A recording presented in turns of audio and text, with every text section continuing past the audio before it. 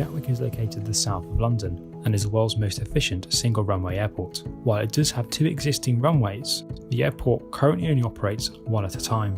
This video provides a basic introduction to the way that aircraft use the airspace above our airport. It is important for the safe operation of aircraft that they both land and take off into wind. In the UK, prevailing wind comes from the west. Consequently, planes at Gatwick take off towards the west and land from the east for around 70% of the time, in what is called westerly operations. The other 30% of the time, planes arrive from the opposite direction and in what is called easterly operations.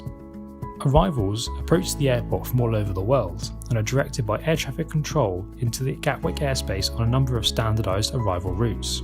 There are 9 standardised arrival routes around Gatwick.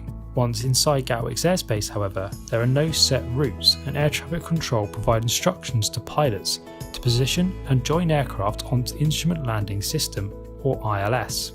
This is a beam aligned with the runway centreline that guides aircraft at a straight line approach to the runway for landing. On occasion, often at busy times, air traffic control may need to temporarily hold aircraft further from the airport to manage this sequence and the flow of aircraft. This involves using one of the 2 holding stacks, timber or willow, located to the south of the airport. As Gatwick is a single runway airport, with both arrivals and departures sharing the same runway, air traffic control provides direction and speed instructions to pilots to manage the sequence and maintain a safe flow of aircraft. After takeoff, departures follow predetermined departure routes depending on where they are heading.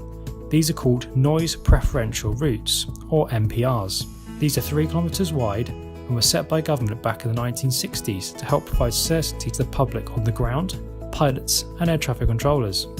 Gatwick has 5 Noise Preferential Routes, or NPRs, when in westerly operations, and 4 NPRs when in easterly operations. Once the planes reach 3,000 or 4,000 feet, depending on the route in question, air traffic control are able to provide more direct routings towards their destination. This may take flights outside of a noise preferential route, although this may occur at lower altitudes to avoid bad weather or nearby traffic. Gatwick is just one of the several airports that use London's airspace, which is the busiest in the world. This airspace was developed over 40 years ago, and there has since been a 100-fold increase in demand, and current capacity is approaching its limits, with 1 in 3 aircraft expected to be delayed by 30 minutes in 2030 if changes are not made. These constraints also prevent airspace changes at lower altitude, which may provide benefit to communities by reducing noise. The UK Government and the UK Civil Aviation Authority is sponsoring a programme to simplify and harmonise airspace throughout the UK so we can meet this forecast increase in demand, whilst also reducing noise.